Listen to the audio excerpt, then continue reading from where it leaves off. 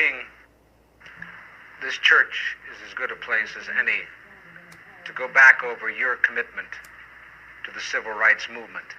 When you went out from here into university and then you went to Montgomery, Alabama and started the bus boycotts there, what was the philosophy of the civil rights movement as you saw it then, more than 10 years ago?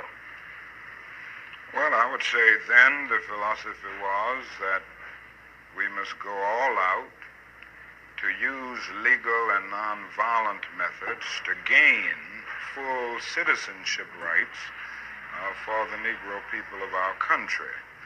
Of course, that particular struggle and that philosophy centered on breaking down all of the barriers of legal segregation.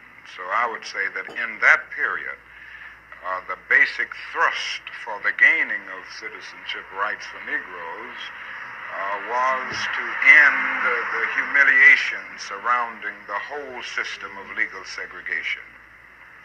Dr. King, was there something peculiar to the place where you started and the kind of people you attracted? I mean by that, there was a strong attachment on the part of your parishioners in Montgomery to the church. They were older people, weren't they? Yes, I would say by and large they were older people who participated in the boycott because they were the ones using the bus more than anybody else.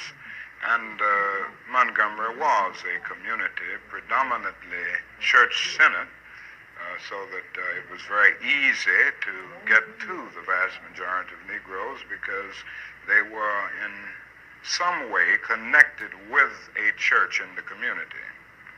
Was there, in addition to your commitment to the idea of nonviolence, wasn't it also the only thing you could do, the white community having the monopoly on violence, that if you had tried violence, they would have met it with violence? It was the only device open to you, wasn't it? Well, I'll put it another way, that morally, I was led to nonviolence because I felt that it was the best moral way to deal with the problem. We were seeking to establish a just society.